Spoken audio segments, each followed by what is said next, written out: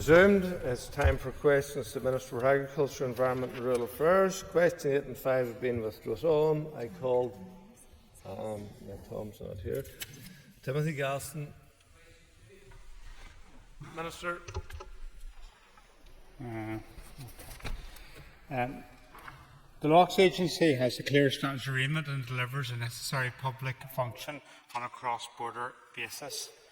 The performance of the agency is evaluated in line with the agreed framework document, and a review of its performance is published in the Loughs Agency Annual Report and Accounts. In terms of value for money, I take assurance from the governance arrangements in place for the agency and the oversight from my department. Mr. Gaston.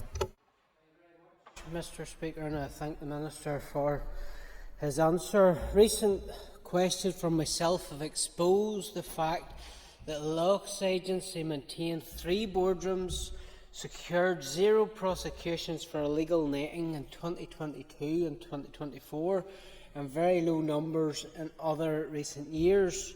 The commercial salmon fishery has been suspended for many years, yet the department that once regulated this has a wage bill for 2024 of almost £1 million and other costs that year of over £500,000. Minister, isn't it the case that even by the low bar of cross-border bodies, it's hard to justify the existence of the Loughs Agency? I strongly believe in the value of the Loughs Agency. I strongly believe in the value of cross-border working. I have responded in detail to the written questions the member has tabled to me. In relation to the prosecutions issues that you have raised, the agency has a statutory duty to protect the fisheries of the full and clouded areas, and dealing with illegal nets is only one part of the remit of the agency's Conservation and Protection Directorate. The Conservation and Protection Directorate operates a hotline which the public can use to report suspected pollution events or illegal fishing activity. Staff members are on call to respond 24 hours a day, 365 days a year. In 2024, the agency inspected over 1,600 fishing licences, detected 133 illegal fishing incidents, and dealt with 216 pollution incidents. It has also successfully prosecuted 85 offenders for water quality offences and 111 offenders for angling and related offences since 2015. The key objective of this directorate is to provide a highly visible, public-facing approach to enforcement, to act as a deterrent to illegal activity taking place in the first place. In relation to the boardrooms, which Mr. Gaston seems to have an interest in, the agency can hold meetings at its headquarters and also its 2 regional offices. These meeting rooms are used extensively outside of board meetings to support the day-to-day running of the agency. Philip Brett. Cross-border bodies seem to have a particular issue in having their annual accounts produced and laid in this Assembly on time. Can the Minister outline what work he is doing to ensure the Loughs Agency complies with its statutory guidance? Thank you, Mr. Bretton. I think it is important that they are laid on time. I think having these institutions back is important. There's a lot of catching up to do from previous situations where this Assembly didn't sit, and it's something I'm engaging with the Loughs Agency as is importance in terms of ensuring that we keep to a proper procedure. John Blair. Thank you, Mr. Speaker, and I thank the Minister for his answers and detail given so far.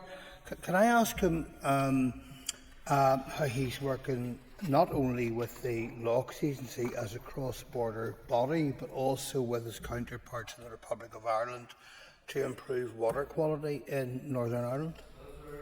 So my department cooperates with counterparts in Ireland to improve water quality through the North-South Ministerial Council areas of cooperation, such as environment, and also through the Loughs Agency as an implementation body. The Loughs Agency is currently collaborating with East Border Region and Inland Fisheries Ireland, as well as AFBI, Ulster University, and Armagh City, Banbridge and Craigavon Borough Council in Northern Ireland on the new Peace Plus funded CAM project, which will see a range of actions to improve water quality implemented on several cross-border catchments, including the rivers Stool and Finn.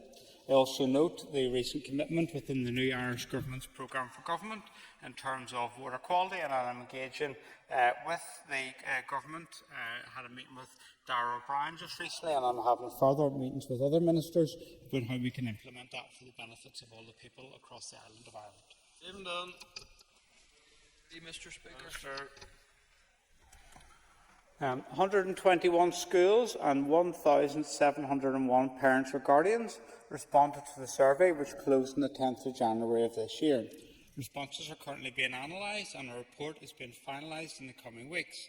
The information generated from the survey, together with engagement with key stakeholders, will form part of an ongoing review of the scheme. Options to refresh the scheme will be taken forward as part of the Northern Ireland Food Strategy Framework Action Plan, which I intend to publish at the Balmoral Show, which I'm looking forward to because it's next week. Mr Dunn. Thank you, Mr. Speaker, and thank the Minister for his answer. You mentioned when you launching this late last year about the participation in the scheme declining. I would be keen to hear what actions you propose to address this decline, and can you secure and inform us that the future of this scheme is indeed secure? So I'm very keen to keep this scheme. When I was at primary school, I was one of the people involved in selling the milk, so I've got a background in this. I think it's a real great value for nutrition for young people. And what I want to do is consider the outcome from the survey so we can see better ways to promote uptake and to increase uptake. Indications from the survey that was undertaken whilst we're still going through it are that there is support for the scheme, with the majority of schools indicating that the scheme offers good value for money, with the majority of parents believing it is an important scheme and that milk provides a range of nutritional benefits for their children's diet and development. And as I've said previously, I am in support of this, and we look forward to taking forward actions to promote it as part of the Northern Ireland Food Strategy Framework Action Plan. Sean Mahon. Thank you, Mr. Speaker, and thank you, Minister. I'm just wondering if you can elaborate slightly on how the school milk subsidy scheme helps to deliver upon those strategic priorities outlined in the Northern Ireland Food Strategy Framework. Thank you, Shannon. As I said, we're going to be launching the Food Strategy Framework Action Plan. We're probably going to develop an acronym for that, but launching out at the Balmoral Show next week, because it's really important that we follow on from actually launching the strategy. And one of the key priorities within that is to enable improved dietary-related health outcomes through education. The framework focuses on making healthy, nutritious and sustainable food the food of choice. The framework recognises the importance of a healthy, balanced diet at all stages of life. This is particularly the case for children, as it impacts their growth and development, educational attainment and long-term health and well-being. Intervening early in life to create healthy eating habits helps us give children and young people the best start in life by embedding a positive relationship with food. For this reason, I intend to ensure that the school milk subsidy scheme is refreshed as part of the Food Strategy Framework Action Plan targets over the next 2 years. Robbie Butler. Speaker, thanks to the Minister for recognising and stating that the uptake has been lower. The dairy industry, and indeed the scheme, suffers from insidious advertising by groups like Viva, which is one of the leading vegan charities, who launched a video called Dairy is Scary. Would the Minister join with me in condemning such applications of advertising and outline what steps the Department are going to take to promote milk as a healthy food supplement? So we'll do that next week at the Balmoral Show. Dairy is not scary for me. It's healthy and nutritious. It's something I enjoy as part of my daily diet. And next week is a great opportunity in the Balmoral Show to showcase the excellent quality food that we have here in Northern Ireland, not just to people from Northern Ireland, but on a wider platform. And I think it's important that we do that. We should be very proud of those standards. But can I also say something else that I have written to the UK government around my concerns around any potential trade deal with the United States of America? We should not be undercutting our farmers in the UK. We've got good quality food, and we want to be able to protect that industry, and we want to be able to sell that to a wider market. Laura Hunter. Speaker. Minister, will you commit to ensuring that any changes to the scheme do not disproportionately affect either low-income families or rural schools? That would be one of my main concerns, and you've rightly highlighted that, and that's something that we want to make sure that we don't do that, and we'll engage with, as part of the co-design process going forward, because we want to make sure that actually the outcomes are that it benefits rural areas and that people who are less well off, and I think it's important we do that. Patsy Malone. Can call you Cash Tuberculosis, question number 4. Mr. Speaker, with your permission, I will group questions 4 and question 14 together. The recent spate of wildfire incidents is very concerning, as wildfires not only have the potential to have devastating impacts on the environment, but they are also a risk to life, homes and farms. We must all unite to strongly condemn the actions of the individuals who have been starting these fires. I would urge anyone with any information about those who were involved in these activities to contact the police. I'd also like to pay tribute and special thanks to the Northern Ireland Fire and Rescue Service for all the work that they've been doing, and myself and the Health Minister were with them last week in terms of the Northern Ireland Fire and Rescue Service to give thanks for the work that they do, and I want to put on record here again today. To try to prevent wildfires and reduce their impact when they do occur, my department works with others, most especially the Northern Ireland Fire and Rescue Service. Tackling and preventing wildfires requires close working across government and beyond to tackle these deliberate acts of rural arson. Working together, we issue communications highlighting the risk of wildfires and actions that should be taken to prevent them. We've made available the departmental specialist wildfire vehicles for use by the Northern Ireland Fire and Rescue Service during the wildfire incidents. We also seek to develop wildfire management plans in high-risk areas or designated sites. In addition to this, my officials continue to work with key partners in the Fire and Rescue Service and the Department of Health to finalise a robust, cross-cutting and effective strategy to address the scourge of wildfires in the medium and long term. Mr. Malone. Thanks very much, Minister, for your answer. Minister, you refer specifically there to deliberate acts of rural arson. Have all those fires been attributed to that cause? In fact, are they all deliberate arson attacks, or are there some of those that have been otherwise? And has it been determined what percentage is what? So my engagement with the Northern Ireland Fire and Rescue Service has been that the overwhelming majority of these have been deliberately set. It's only by the grace of God that no one's been killed here in Northern Ireland as a result of these fires. And I would urge anyone who has any information to pass that on to the police.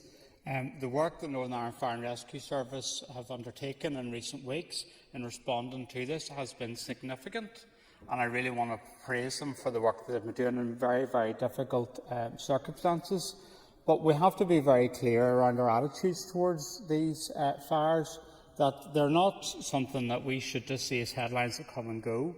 There's something that we need to have a different attitude towards, and we need to have an attitude that if we know anyone who was lighting these fires, we have to contact the police and we have to be prepared to give evidence to take it to court. That's absolutely key. Whilst I'm working with the Northern Ireland Fire and Rescue Service and the Department of Health in terms of a strategy, that's a medium and long-term issue. What we do need is a different attitude towards these issues, which are having a devastating impact upon our countryside. And some of the scenes are really, they're very distressing, to be honest, to see the damage that we've caused to our countryside. Keith Buchanan.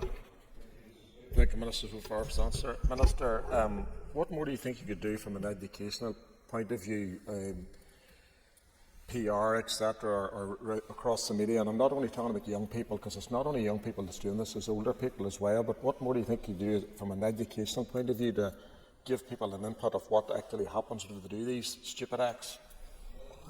So the media have been profiling this very strongly, and obviously I was with Northern Ireland Fire and Rescue Service in Ballyhinch and Lisburn last week, and we put out media subsequent to that to raise the profile of the practical implications around this. But I think we all have a role as elected representatives to really profile those communications and to encourage people with any information to bring it forward to the police, because we need prosecutions around this. We need to see people in court, but that requires people who are prepared to give evidence in relation to this. We also need to be conscious that what people may see as a very localised fire can very quickly spread and can have a devastating consequence. So people need to be very conscious of their behaviour in the countryside around this, because we've seen other parts of the world where people have lost their lives, and that's my concern around this. Anya Murphy. I'd like to thank the Minister for his answers thus far. Minister, what engagement to date have you had with local farmers, given the fact that they can indeed help prevent and manage these fires? The Department has been previously engaged in relation to specific forums around this. We intend to re-establish that as part of the strategy associated with this, because it's important that we engage with people around this. There will be a consultation and engagement around the prescribed burning period. I've been on the record in the belief that we should review that, and I would welcome people's engagement in the consultation surrounding that, because it's important we also have a proper informed discussion around the arrangements in place. Very conscious in the Republic of Ireland that prescribed burning period ends 6 weeks before what we do, and also the penalties associated with that are much more different, and that's something I want to engage with, particularly the farming community on. Thank you, Mr. Speaker, and thank you, the Minister. To ask the Minister how re-wetting peatlands can help control the spread of landscape fires in the Mournes. Thank you very much, Andy, and I think this is a really important issue, because re-wetting of peatlands leads to improvements in the water table height, which increases wetness and growth of key plants, which then naturally limit the dominance of shrubs, heather, grasses, which favour drier conditions and burn more readily. A water table which sits at or close to the peat surface also limits the capacity of uncontrolled fires to burn into the peat layer and smoulder less, leading to less severe fires. And I think this is quite an important question you've raised, because also I have a peatland strategy which is now with the Executive for approval, and what we need to do is we need to restore our peatlands across Northern Ireland, and that can contribute towards so much in Northern Ireland, particularly in relation to the issues that we're discussing here today. So let's do that. Let's move forward to improve our environment, and let's prevent these wildfires occurring in our countryside. McReynolds. Question number 5. Minister. I'm very aware of the impact of sewage pollution has upon water quality. The Northern Ireland Environment Agency undertakes an extensive water quality monitoring programme within Northern Ireland's rivers and lakes. Northern Ireland Environment Agency's river water body monitoring indicates that 53% of river water bodies are impacted by agriculture-related pressures and 25% by sewage-related pressures. The percentage include a significant number of water bodies, which is 21%, which are impacted by both sewage and agricultural pressures. The research led by AFBI and published in October 2020 examined substance flow analysis for phosphorus in Northern Ireland's food system. Of the estimated 1,530 tonnes of phosphorus lost to water, 62% was determined to be from agricultural sources, 36% from sewage, of which 24% was attributed to wastewater, and a further 12% to septic tanks. The Improved Environmental Improvement Plan for Northern Ireland sets out my commitment to improving water quality in Northern Ireland, including the requirement to publish the third cycle River Basin Management Plan and associated programme of measures. Work to improve water quality will require collective action across government, the public and private sectors, and wider society.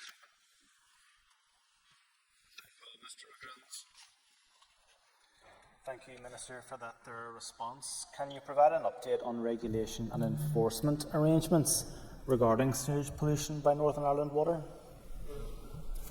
To answer that question in a number of ways. The third cycle river basin management plan is with the executive. It's been with the executive for a while for approval, and I will continue to engage with my executive colleagues in relation to that. The other issue, and if members bear with me around this and explain this a bit more, when Any Water was established in 2007, there was a statement of regulatory principles and intent put in place. The acronym for that is SORPI, and that's been in place since then. A number of years ago, the area around drinking water was the Northern Ireland Environment Agency exited from that.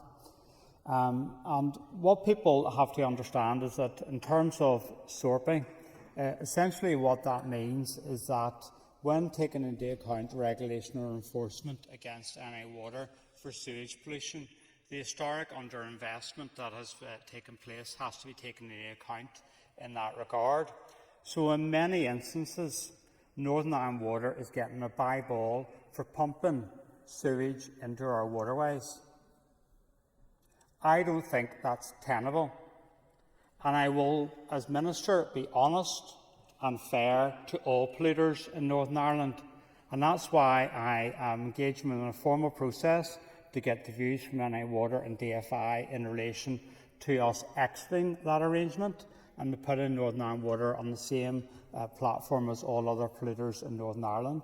I will make a final decision in relation to that in the forthcoming weeks, but I just don't think it's tenable that Northern Ireland Water are treated differently than other polluters. They're a corporate polluter and they should be treated like that.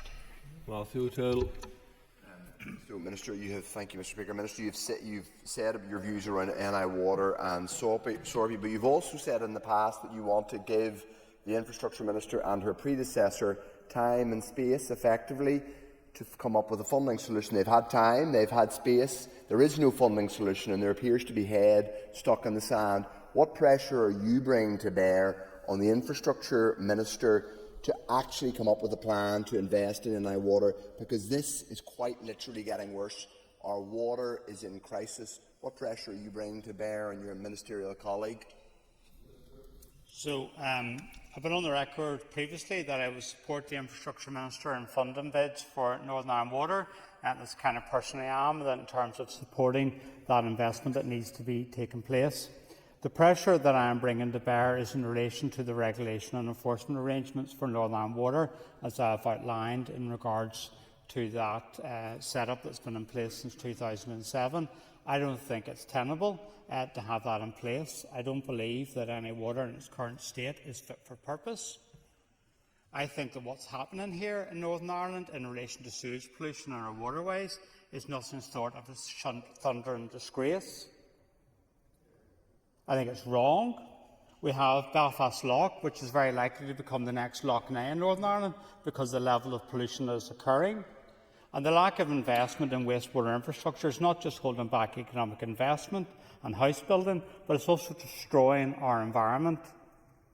And we can't continue to kick a can down the road. It's for others to step up and take decisions in this. Alan Chambers. Minister, would you share my disappointment that there's not one specific mention in the programme for government that suggests any solutions to tackle the pollution in Belfast Lough? As we know, we both realise it is the next Lough Neagh. Within the programme for government, it sets out a number of areas of commitments, which is in relation to improving the environment. Within the Environmental Improvement Plan, we have a number of actions that I'm seeking to take as Minister.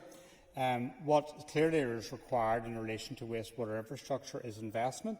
The Northern Ireland Audit Office has set out their views in relation to that, and I think it would do well for people to pay heed to those. Well, Brett.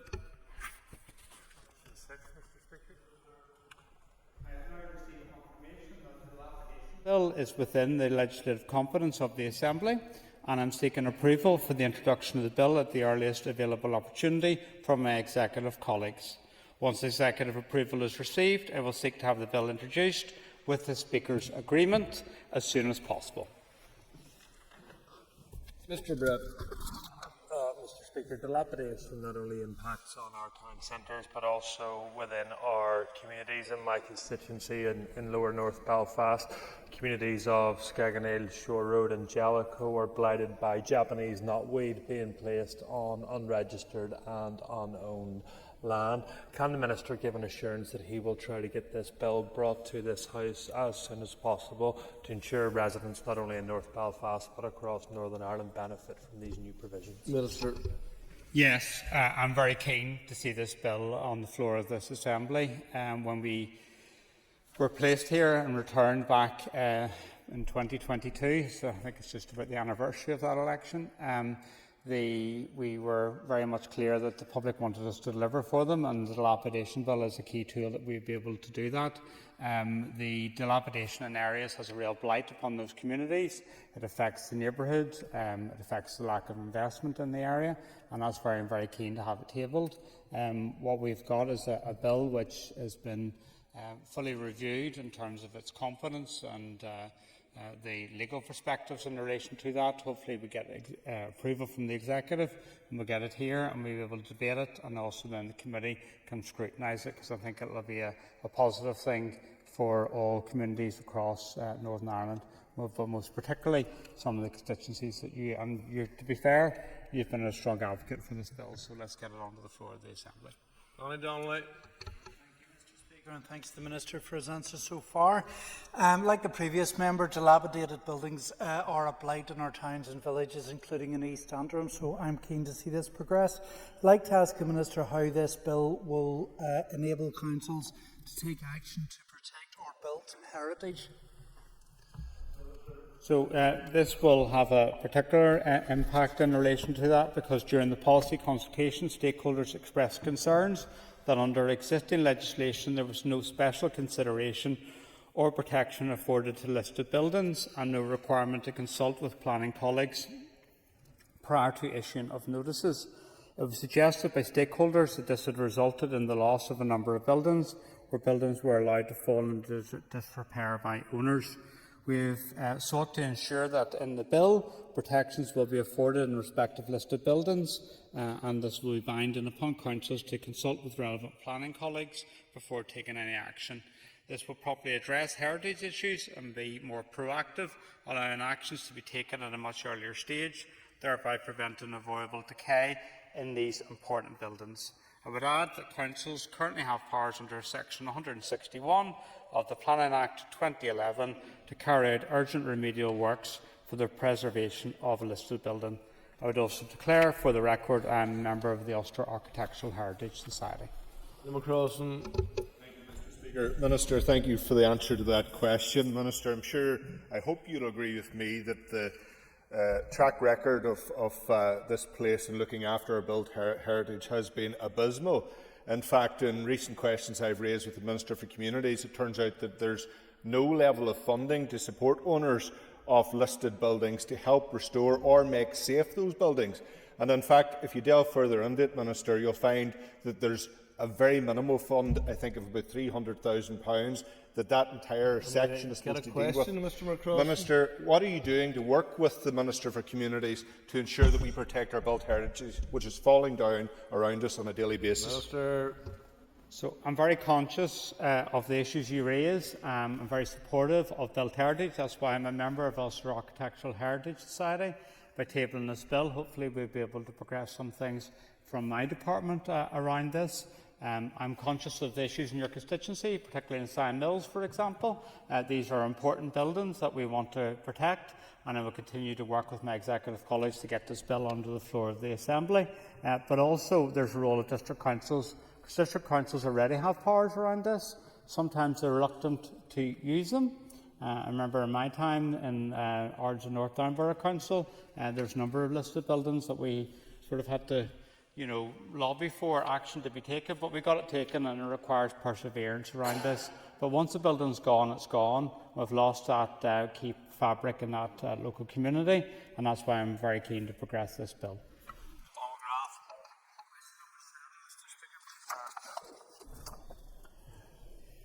My department carried out the most current official assessment of bathing water sites in Northern Ireland during the 2024 bathing season. The bathing season runs from the 1st of June to the 15th of September. During this period, weekly monitoring and assessments were carried out at 26 identified bathing water and 17 candidate bathing water sites. I'm pleased to report that Northern Ireland's bathing waters perform well. All 26 identified bathing waters complied with the required bathing water quality standards. 22 were classified as excellent, a prerequisite for the coveted Blue Flag Award and an indication of highest water quality standard. 2 met the good standard and the remaining 2 met the sufficient standard. 7 candidate bathing waters were also monitored in 2024. The classification for these sites is preliminary and currently based upon 2 years of data. 1 site was classified as excellent, 2 as good, 3 as sufficient and 1 as poor. It should be noted that the addition of a second year of samples in 2024 led to some improvements in classification at these candidate sites, and a full 4-year data set is required to classify with confidence. It is my intention to formally identify these 7 candidate sites before the commencement of the 2025 bathing season. My department publishes the results of all identified and candidate bathing waters on the DAERA and Northern Ireland Direct websites. Thank you, Mr. Speaker. Minister, given the popularity of sea swimming and the significant disparities in the levels of potential fecal contamination at bathing water sites across the north, with no more than 17 CFU, the measurement at Trella, up to 690 at Crawfordsburn, up to 1,900 at Warren Point, and up to 6,100 in Brompton in your own constituency, will you commit to commission a review of the bathing water regulations as recommended by the Office for Environmental Protection? So, I'm very conscious of the issue you outlined, that there's very different situations with regards to water quality in different bathing areas. You also know it's a very popular sport that people are undertaking. I undertook it at Christmas Eve, and I think I'll stick to the running. That's my focus. But what we need to do is be conscious of the Office of Environmental Protection report around this. I found that a very welcome report. I was speaking to officials last week, and they're working through the recommendations from that, and we'll be doing a further consultation in relation to a number of matters arising from that. One of the biggest issues that arose from that report was an extended season, because people are, well, today perhaps are out swimming, but it's not. It's before the start of the official, the designated season. And that's what we'll do. We'll take this forward. The important announcement today is in terms of those 7 sites, but that's not to say that all's fine. There's a lot of work that needs to be done, and what we need to do is we need to address the pollution of our waterways, whether that's from sewage or from agriculture, and that's something obviously I've been talking about today and I'm determined to do. Flanagan. Gurmayagat, Concordia. The Minister will know that Lough for a long time has been a vital amenity area for local communities, and of course bathing activity there has been significantly impacted by poor water quality due to blue-green algae in recent years. Can I ask the Minister, given recent instances of blue-green algae on Lough what progress his department is making to address the benefits for local communities? So the department is continuing to implement the Lough Action Plan.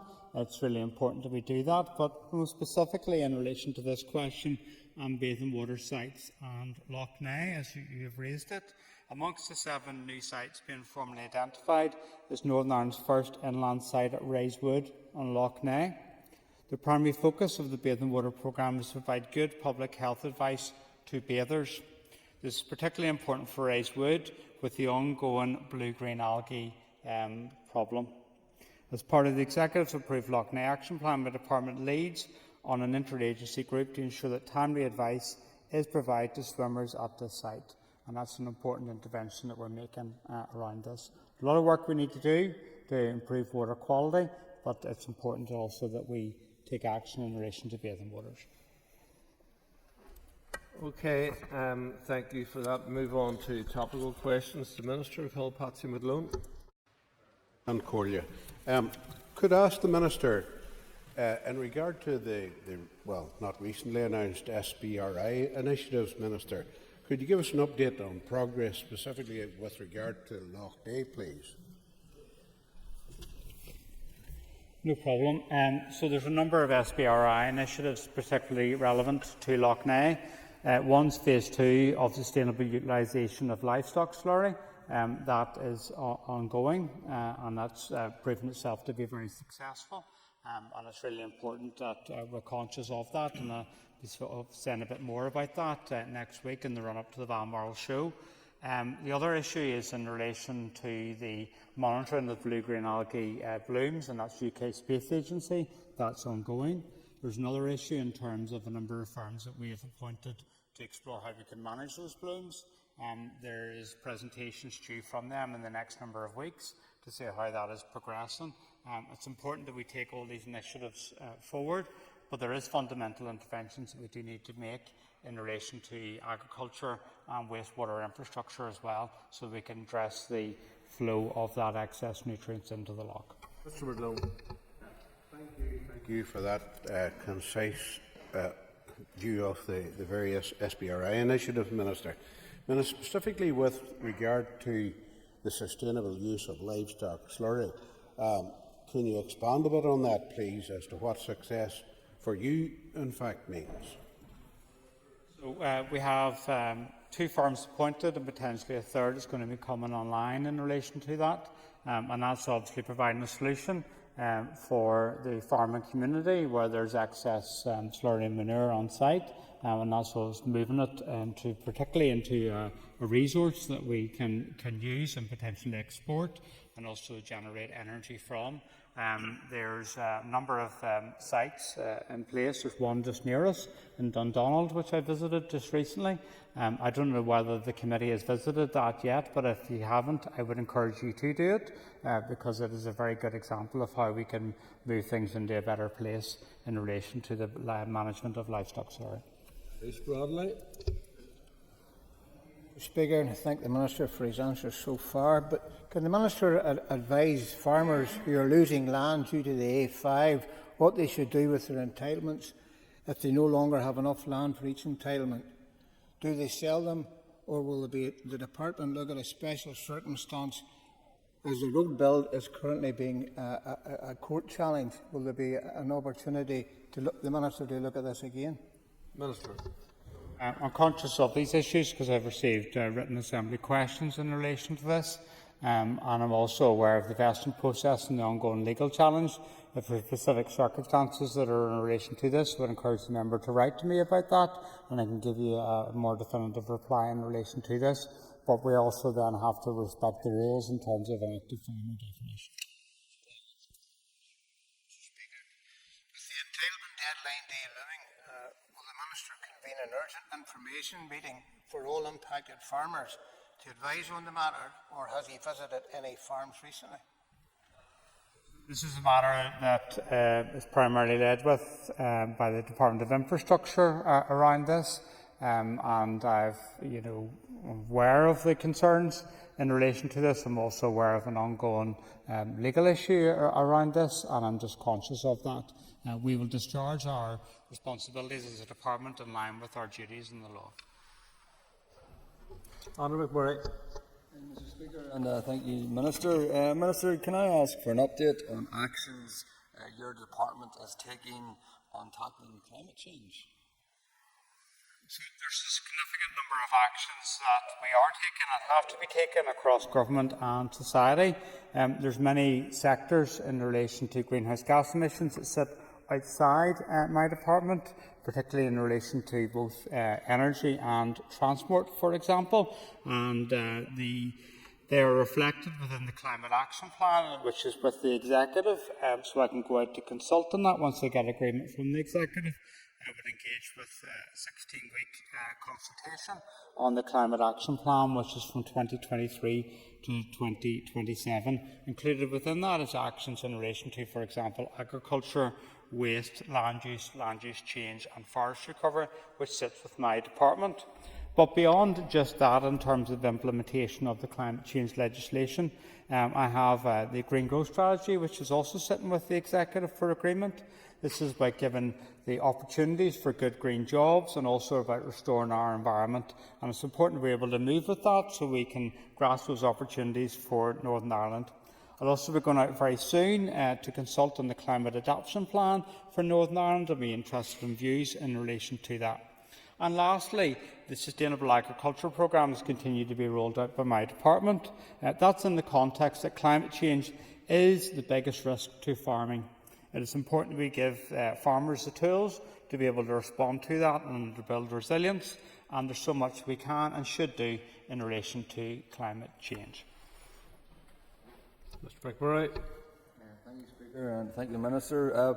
Also, Minister, what engagement is your department and yourself having with the UK and Irish governments in relation to the same subject of climate change? I have been engaging quite heavily with my counterparts in both the UK government and in the South. I raised this issue with the Prime Minister at the British Irish Council in Edinburgh late last year. I've also engaged with my colleagues in DEFRA and also the Department of Energy Security and Net Zero. I also recently met Darragh O'Brien, who's the Minister for Climate, Environment and Energy, and a significant liaison occurring across the UK and Ireland. There's significant challenges ahead in relation to climate change. The Met Office projections over the years and decades ahead are dire. They do fill me with lots of worry. So now is not the time to turn our backs on climate action and also net zero. I take my advice from respected scientific evidence-based organisations such as the UK Climate Change Committee and the IPCC, not X or vested political interests. The CCC report outlines that there is real benefits from energy decarbonisation, real benefits in terms of energy security and lower bills. And it's important that we continue this journey so that we avoid situations where we continue to push people into fuel poverty. We're an economy that's looking outwards, and we're an economy that's looking towards our European partners in terms of collaboration around these issues. Now is the time for action, not to reduce our ambition for this place and for climate change more broadly. Thank you, Minister. Minister, you are aware of ongoing issues facing communities in my constituency in the Killieshill and Granville areas with odours emanating from commercial sites. On a previous occasion when I raised that with you, you had indicated that you were putting in place a review of environmental governance in relation to those issues. Can you outline any progress in that and how things might be improved as a result of that? Thank you, Colin. So the Northern Ireland Environment Agency continues to receive reports of odour relating to Granville Industrial Estate, particularly with respect to Granville Eco Park, which is an anaerobic digestion plant. I'm aware of the concerns of local residents, and my inspectors within the Northern Ireland Environment Agency continue to work with the company and other permitted sites in the estate to see improvements in the control of potentially odorous emissions. My inspectors will continue to regulate the permitted installations in the Granville Industrial Estate to ensure permit conditions are complied with, and will take appropriate enforcement action in line with DAERA's enforcement policy where necessary. Granville Eco Park is working towards complying with an enforcement notice that NEA issued to the company on the 7th of March 2024 in relation to odours. Margaret, in relation to the Northway issue, Killieshill, previously known as Northway, now Sawgrass Subsidies, can you update on progress in relation to that, Minister? I'm very aware of the concerns around that. I don't have anything to hand to me at the moment, but what I'll do is I will write to you, and if necessary we can meet to go over that. But I'm very conscious of the concerns from my constituents in relation to this. You adequately articulate them, and I'm happy to engage with you in relation to that. Okay. Thank you, Mr. Speaker, and thank you, Minister. Can I ask the Minister why he has launched the consultation on the Nutrient Action Programme? Thank you, Mr. Speaker. So last Thursday I launched a consultation in relation to the Nutrients Action Programme for Northern Ireland, and it's important I set out why I have just done that. It is a legal requirement to do it. We also should be aware of the Office of Environmental Protection's priorities for the forthcoming year. The Chair of the Office of Environmental Protection, Dame Glenys Stacey, recently outlined her priorities for the forthcoming year. And she said, and I quote, "I can sum up our priorities in 3 words: nutrients, nutrients and nutrients." This is a key priority for the Office of Environmental Protection, and it's a priority for me because it's a direct action from the Lough plan. A number of the actions within the plan, both to launch the consultation in relation to the Nutrients Action Programme, but also specific ones in terms of, for example, restricting the use of fertiliser with phosphorus, are directly arising from the action plan. This is about putting farming and our environment on a sustainable footing. Previous scientific study undertaken indicated that poor water quality was attributed to about 62% in relation to agriculture, 24% in relation to wastewater, 12% in relation to septic tanks. This Nutrients Action Programme, and I'll use the acronym of NAP, is about 62%. But I don't ignore the contribution that wastewater plays. Northern Ireland Water needs to step up, and I will be fair and unrelenting in tackling all polluters. But in relation to agriculture, it states within the consultation document that Northern Ireland agriculture is operating on a significant phosphorus surplus, and we need to tackle that. There's 28 proposals within the Nutrients Action Programme consultation, and they're firmly based upon science and evidence. And we would do well to look at the consultation and to consider the science and evidence behind that. Many of them, in terms of those proposals, have previously been trailed. I understand the importance of education and incentivication, and it is a key pillar of the Lough plan, but we also need stronger regulation and more enforcement if we are to seriously address the environmental catastrophe that's unfolding at Lough. Michelle Gay. Thank you, Minister. What will be the impact if the policy proposals outlined in the consultation are not proceeded with? Minister. So let me be clear to members that business as usual is not an option in Northern Ireland. If we don't proceed with the proposals set out within the Nutrient Action Programme, we're consigning Lough and many other water bodies across Northern Ireland to further deterioration and ultimately to ecological collapse. The longer we delay more stringent measures, the more will be required and more stringent measures will be needed. And the more costly the clean-up will be, not just for Lough but for many water bodies across Northern Ireland. And I say this, and I've thought over this. The Nutrients Action Programme is key. The reputation of our agri-food industry is at stake. We're at a crossroads here in Northern Ireland.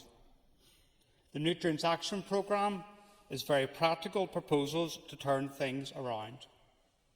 People often look to this place, and let's be honest, not with a sense of pride. They look to Stormont with frustration at the inability to take difficult decisions and to be able to turn things around. The Nutrients Action Programme is difficult decisions. I acknowledge that. I was at Lough in March of last year with the First Minister and Deputy First Minister, and I set out that difficult interventions will be needed. I will walk with the farming community every step of the way as we turn this situation around. But we need to grasp proposals and we need to proceed, because if we don't, we're facing into a very, very dire future for Northern Ireland. And I do not want to see the scenes that have unfolded for the last 2 years and again this year to be repeated for the rest of my lifetime. We've got to change course. Mr.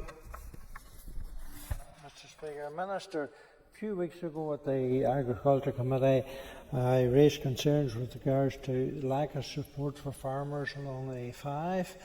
and you did indicate that you would be meeting with your ministerial colleagues, DFI and Finance, to discuss this issue. Has that meeting taken place, and what has the outcome been?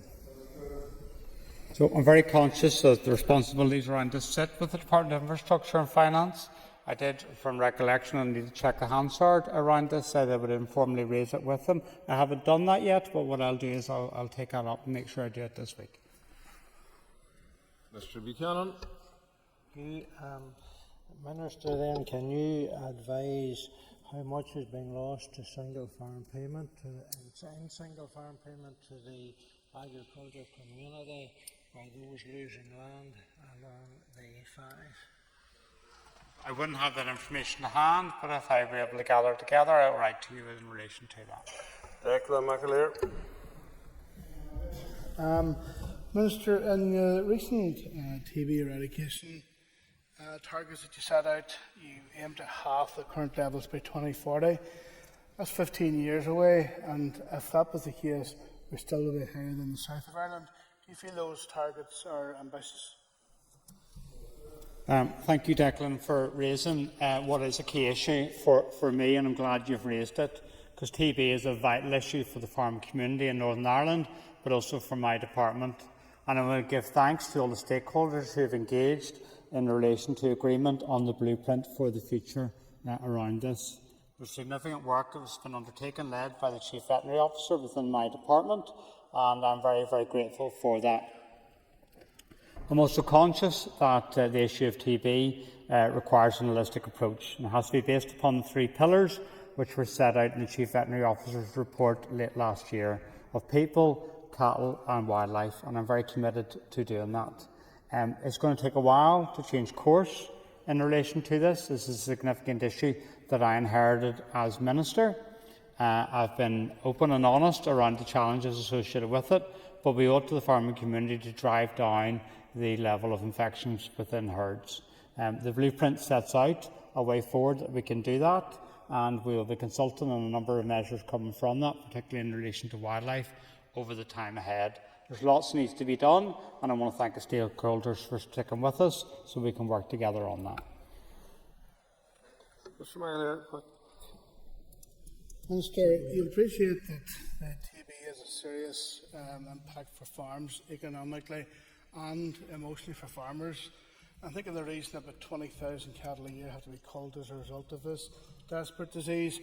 Minister, from looking at the plan, I think we're talking about maybe 8 years away or more before we actually start tackling the wildlife intervention piece of it. Minister, can you understand why you might stand accused of kicking a can down the road? So I'm not kicking any cans down the road. What I'm doing is abiding by process and taking into account the previous outcome of the judicial review. And it's very important that we do that. Because there's one thing I'll do as Minister, I'll be honest with people around things. I'll not lead people up a garden path and make them feel as if something's going to happen when you know in your heart it isn't. So what we've got to do is we've got to follow the procedure, we've got to follow the science and evidence. We have to make sure we don't pick a mix of science and evidence. We have to be honest in relation to the situation that's presented us, and then we have to consult upon that. And we'll do that at pace, but we'll do it right. And there's many measures that are set out within the blueprint. I know it's stretching for many people within my department, but also the farming community, but we owe it to them to be able to work ahead on those issues. Members take their ease. Move to the next item of business. Point of order, Mr. Buchanan. By a few seconds. I wasn't on my place, so apologies for that. Thank you for that. I understand the doors were actually locked because of the event that was up there. So it might have delayed a few members. Okay, members, let's take their ease.